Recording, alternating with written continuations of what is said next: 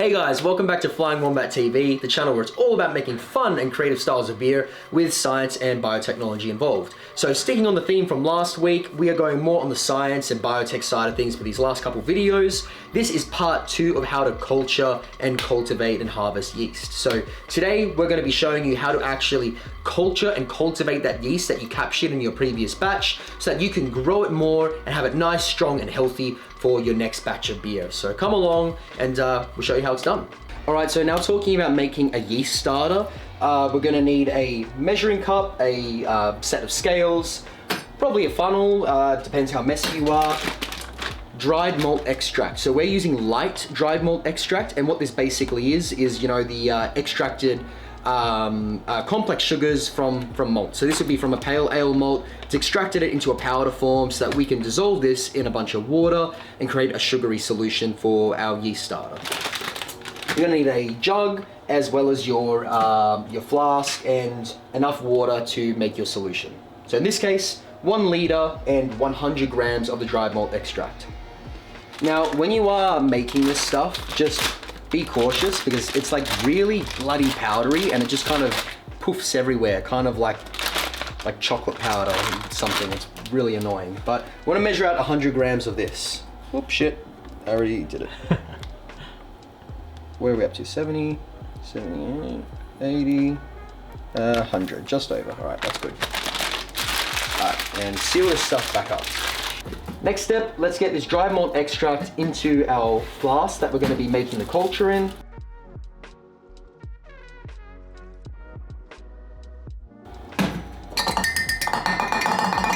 Now from here, we want to add in 1 liter of, if possible, already boiled water. It's just going to save us a bit of time. And then we're going to boil this whole thing for 5 minutes because whilst this stuff is pretty clean, it is coming from a factory. There could be, you know, other pathogens or other bacteria residing inside it. So we want to make sure that we kill anything that's in this dried malt extract before we go adding our yeast. So let's get on to boiling. All right, so now you want to pour your 1 liter of, you know, boiled water into your flask. So the reason that we're going at a ratio of 100 grams of dried malt extract to 1 liter of water is because we're looking for a starting gravity of around 1.04. In the range of 1.04 to 1.045 is kind of what you're targeting. You don't want to have a starting gravity too high because you don't want to shock the yeast. So the whole thing with making a starter is that you want the yeast to be as comfortable as possible. You want them to be in the best conditions possible for growth, not for making alcohol, but for growth. So a sugar content gravity of about 1.04 is that kind of optimal point for yeast out of a starter culture to hit the ground running and start growing nicely. All right, so from here, give it a nice shake up and put your cap on. You want to boil it for about 5 minutes just to make sure that anything that was in that dry malt extract is killed off. So let's get this out of the way. Put this on here. Okay, so now we can boil our, our yeast starter. Again, gloves off if you're working with flames because you don't want your hands to catch fire with these gloves on.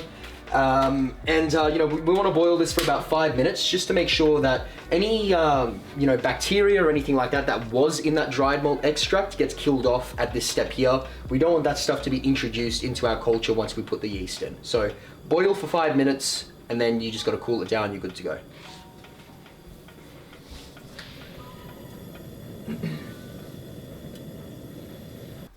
Right, so now we've finished boiling our yeast starter. So this is literally just that dry malt extract and water. We boiled it for 5 minutes. The thing's sterilized. Whatever would have been in there is now definitely dead. We want to take a gravity reading because we want to know what we're working with and what we're going to throw our yeast into. So we're aiming for something around 1.04. So let's find out what we've got. So again, if you've got a refractometer, go ahead, use it. It's great for this sort of stuff. If you don't, you can just use a measuring cylinder and a hydrometer. That is hot. I need this.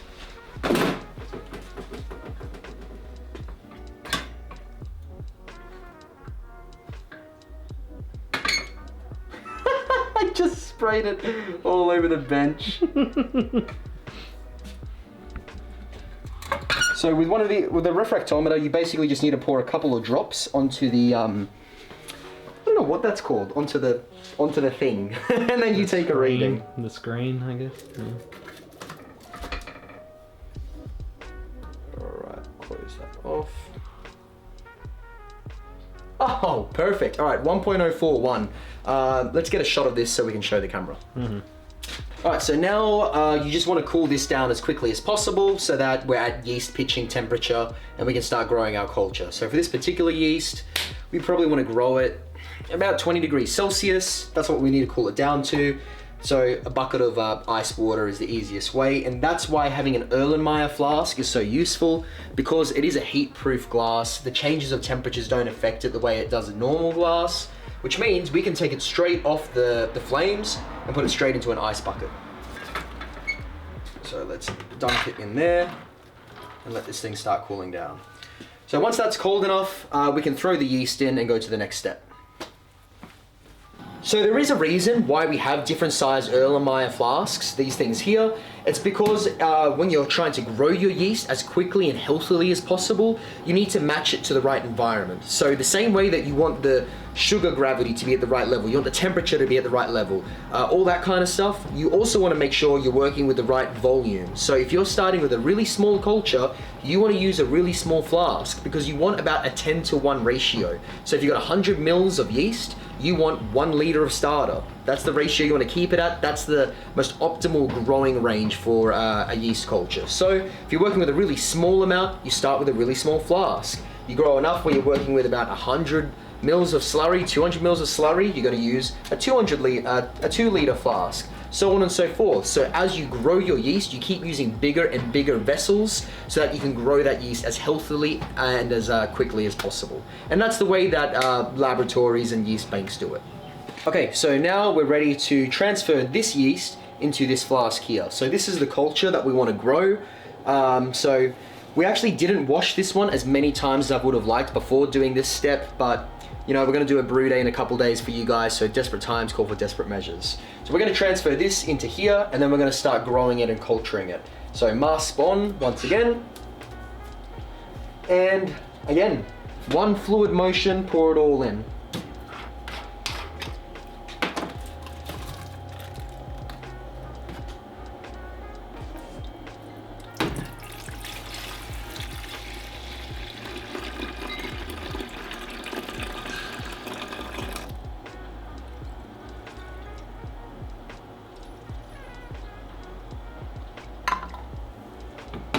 Alrighty,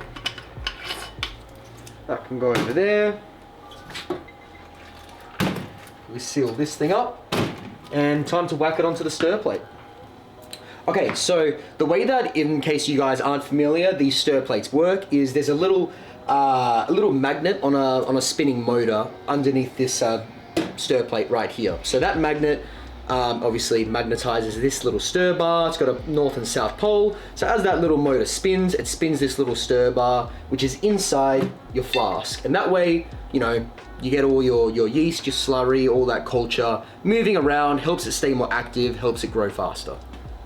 Okay, so that little stir bar gets lost all the time when you're setting up your yeast starters, which is why I have a magnet. So if you see here, that little stir bar is off to the side. I need it to be in the center for the stir plate. So that's where the magnet comes in, just so you can move it around into the center. Hot little tip for yeast starters.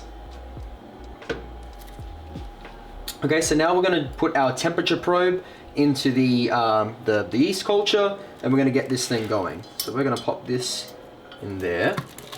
Now this particular stir plate also has a heating functionality, so as well as actually stirring this stuff around, it can actually heat up the plate itself to keep this whole starter nice and warm. So in this particular case, we want this thing to be at 20 degrees. So if we're gonna run this overnight, which we are, it's pretty cold in Sydney at the moment, it'll drop well below 20, so we can keep this culture nice and warm and make sure it's at our optimal, our yeast growing temperature. All right, so now the idea is we wanna ramp up this stirring speed, so we can just increase this dial here, and we just want all this stuff to keep moving. So you don't need to turn this to absolute maximum. You don't need it to be creating a massive vortex. That's not the idea here. You just need it to be spinning enough that it keeps everything in motion, that all the yeast is still active and getting moved around, so it keeps munching on all of that yummy, yummy sugar water. All right, now a quick point on the reason why we use foil here. So you do need to seal this off because you don't want just the whole atmosphere getting into your jar. That's going to ruin your culture. But unlike fermentation, you're not doing an airlock. The idea here is not to completely seal it off to the environment because we want oxygen to get in. We don't want it to be completely carbon dioxide in there because that's an anaerobic fermentation. That's when you start creating ethanol. That's not the goal with a yeast starter. Yeast grows most when it has access to oxygen, which is why you oxygenate your wort at the start of fermentation. Same thing here. This stir plate is helping this motion, so all the yeast is moving around, it's staying active. It's also helping a lot of oxygen get into the liquid so that that yeast stays nice and healthy and it keeps growing really quickly. So use foil, or you can use those little those foam stoppers, those little like porous sponge looking things. You can use one of those, anything like that to keep stuff from getting in but still allows oxygen to diffuse into the starter. All right, so one quick tip, or I guess take it or leave it, it's up to you guys, about yeast and cultures and all that kind of thing. The more you use yeast in different batches, the more that yeast is inevitably going to change, and there is going to be, other things from the atmosphere that get into that culture. So it will develop and change, and eventually, sometimes you just have to stop using that yeast because it starts producing off flavors and it's just not desirable anymore. So it's hard. It's often very hard for a brewery to use more than a 10th generation yeast, which is why you end up having, yeast labs and stuff that make more yeast for breweries. So my hot tip here is you can kind of make your own yeast lab. Yes, you can culture yeast and harvest yeast from your beers, from your different batches, but something we've started doing that I would highly recommend you give a shot is have a separate culture that never goes into a beer. So it never has influence from the beer that you make. It doesn't get influenced by the hops or the temperatures or anything like that, or the different grains you use. Have a separate culture that, for example, is say 1 liter in size. When you're ready to do a brew day, you can take 500 liters of that out to throw into your fermenter. That 500 mils that you still have inside your mother culture, grow that one up again. Add more yeast starter, grow it up on a stir plate, and then you got another 1 liter of healthy, viable yeast that has not been altered by any beer or any batches that you've been making. And that way, it's gonna stay more unaltered than it would if you were harvesting yeast from each subsequent batch of beer that you make. Just a little tip, we started doing it, we really like the results with it, and if you wanna use that, go for it. All right, so that's pretty much a wrap, guys. You want to leave this thing going for maybe a day, 2 days. That's about how long that exponential growth phase is. From there, you can put it into one of your flasks and have your culture ready for future use. If you're doing a brew day, for example, tomorrow, you'd probably want to do this a day in advance so that after you finish, brewing all your beer, you can throw your yeast straight in and it's good to go. And you can grow this as much as you want. So as I said earlier, you can have bigger and bigger flasks. So if you wanted to make a huge culture out of this stuff, you can absolutely do so. Yeah, look, thanks for watching. As always, give us a like and a subscribe. If you do have any questions at all about any of this process, or you guys have any tips for us, drop a comment down below. We're always happy to learn. And as always, happy brewing. Cheers, guys.